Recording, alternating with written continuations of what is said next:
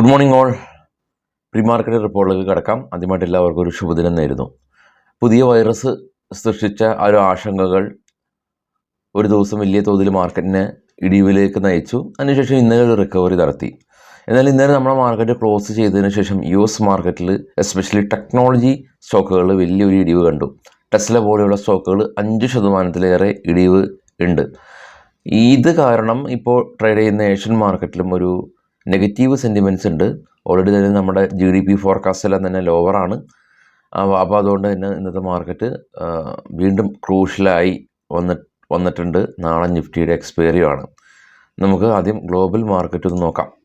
Global മാർക്കറ്റിൽ ഏറ്റവും താഴെ കാണാം നാസ്ഡാക്ക് ഇടിഞ്ഞു 2%, ഡോ 0.5%. യൂറോപ്യൻ മാർക്കറ്റിൽ പ്രശ്നങ്ങളുണ്ടായില്ല. ഡാക്സ്, ജർമ്മൻ, CAC 40 ഫ്രാൻസ് പോസിറ്റീവായിരുന്നു. FTSE UK മാർക്കറ്റ് സ്ലൈറ്റ്ലി ഒരു ഫോൾ ആയിട്ടുണ്ട്. ഏറ്റവും ടോപ്പിലേക്ക് പോകുകയാണെങ്കിൽ ബിറ്റ് കോയിൻ വീണ്ടും $5,000 ഇടിഞ്ഞ് 97,000 ആയിട്ടുണ്ട് ബിറ്റ് കോയിൻ. കൂടാതെ ഇപ്പോൾ ട്രേഡ് ചെയ്യുന്ന ഏഷ്യൻ മാർക്കറ്റുകൾ പൊതുവെ നെഗറ്റീവാണ്. US മാർക്കറ്റിൽ ലിസ്റ്റ് ചെയ്ത ഇന്ത്യൻ കമ്പനികൾ IT കമ്പനി ഇടിഞ്ഞു, ഇൻഫോസിസും വിപ്രോയും ഇടിഞ്ഞു. HDFCയും ഫോളിലാണുള്ളത്. ICICI ബാങ്ക് ഒരു കൺസോളിഡേറ്റ് ചെയ്ത് ക്ലോസ് ചെയ്യാനായിട്ട് സാധിച്ചിട്ടുണ്ട്. ഇനി ഇപ്പോഴുള്ള നമ്മുടെ സ്റ്റോക്കുകളുടെ വാർത്തകളിലേക്ക് വരാം. ഇതാണ് ഇപ്പോഴുള്ള മാർക്കറ്റിൻ്റെ ഒരു പൊതുവെയുള്ള ഓൺലൈൻ. ഇന്ത്യയിലെ ലീഡിംഗ് ഡിസ്കൗണ്ട് ബ്രോക്കറാണ് അപ്സ്റ്റോക്ക്. അപ്സ്റ്റോക്കിൻ്റെ അക്കൗണ്ട് ഓപ്പൺ ചെയ്യുന്ന ലിങ്ക് ഫസ്റ്റ് കമൻറ്റ് ഞാൻ പിൻ ചെയ്ത് വെച്ചിട്ടുണ്ട്. ചിലവുകൾ കുറഞ്ഞ രീതിയിൽ നമുക്ക് ട്രേഡ് ചെയ്യാൻ സാധിക്കും അപ്സ്റ്റോക്കിൽ. അപ്പോൾ ഉപയോഗപ്പെടുത്താം. സ്റ്റോക്കിലേക്ക് വരുമ്പോൾ FNO ചേഞ്ചസ് വന്നിട്ടുണ്ട്. നമുക്കറിയാം ഒരുപാട് സ്റ്റോക്കുകൾ FNOയിൽ നിന്ന് പുറത്താക്കപ്പെട്ടു. പുതിയതായിട്ട് വന്ന കമ്പനികൾ ഗ്ലാൻ ഫാർമ, കൂടാതെ Solar Industries, Phoenix Mills, NBCC തുടങ്ങിയ കമ്പനീസ്, ടൊറൻ്റ് പവർ തുടങ്ങിയ കമ്പനീസ് FNOയിലേക്ക് ആഡായി.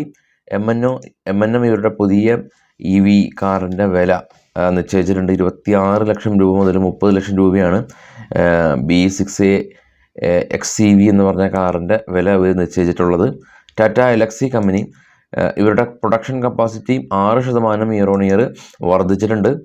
RVNL കമ്പനി GCC കൺട്രീസിൽ ബിസിനസ് വിപുലപ്പെടുത്താനായിട്ട് GBH എന്ന് പറഞ്ഞ കമ്പനിയായിട്ട് ബിസിനസ് കോൺട്രാക്റ്റ് സൈൻ ചെയ്തു.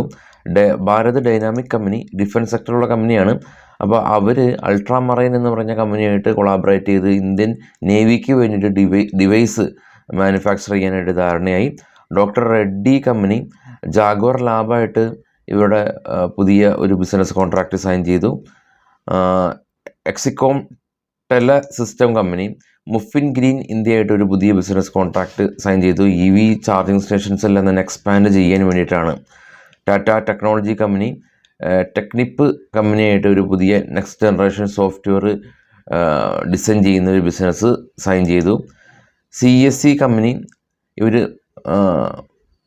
ഒരു 150 മെഗാവാട്ട് കപ്പാസിറ്റി ഉള്ള സോളാർ വിൻഡ് പ്രൊജക്റ്റ് ഹൈദരാബാദിൽ ചെയ്യാൻ ധാരണയായി. Jindal world wide company bonus share issue ചെയ്യുന്നുണ്ട്. അവർ 4:1 എന്ന റേഷ്യോയിലാണ് ഇഷ്യൂ ചെയ്യുന്നത്. ഒരു ഷെയർ ഹോൾഡ് ചെയ്ത ആളുകൾക്ക് 4 കിട്ടും. WPL കമ്പനി ഇവരുടെ സബ്സിഡറി കമ്പനിയായിട്ടുള്ള ഗുപ്പിക്കോ ഓസ്ട്രേലിയയിലെ 100% സ്റ്റേക്ക് അക്വയർ ചെയ്തിട്ടുണ്ട്. ലാർജ് പമ്പിംഗ് സ്റ്റേഷൻസ് പ്രൊജക്റ്റുകളെല്ലാം തന്നെ ലാർജ് പമ്പ് ഹൈഡ്രോളിക് ടർബൈനെല്ലാം തന്നെ സപ്ലൈ ചെയ്യാനായിട്ട് ഇതുവഴി കമ്പനിക്ക് സാധിക്കും. ബിർള സോഫ്റ്റ് കമ്പനിയുടെ CFO റിസൈൻ ചെയ്തു എന്നുള്ള ന്യൂസ്. പുറവങ്കര കമ്പനി റിയാലിറ്റി കമ്പനിയാണ്.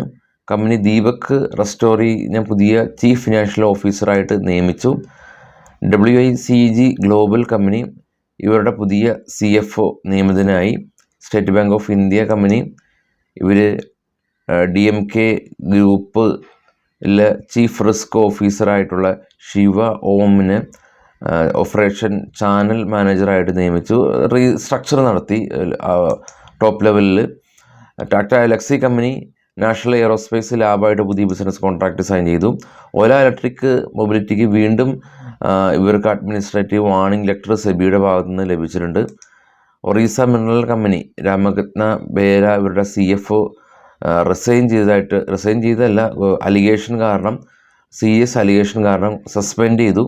Signature Global company Sanjeev Kumar CFO ആയിട്ട് നിയമിച്ചു. മാരുതി സുസുക്കി ഇവരുടെ പുതിയ EV കാറിൻ്റെ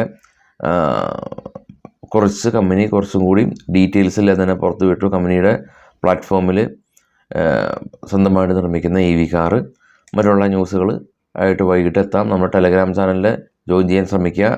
ഡിസ്ക്രിപ്ഷനിലുണ്ട്. TradeW ടാബിൻ്റെ ലിങ്കും ഡിസ്ക്രിപ്ഷനിലുണ്ട്. റിസൾട്ട് അപ്ഡേറ്റ് എല്ലാം തന്നെ അവിടെ വരും. അപ്പോൾ എല്ലാവർക്കും ശുഭദിനം. Thank you.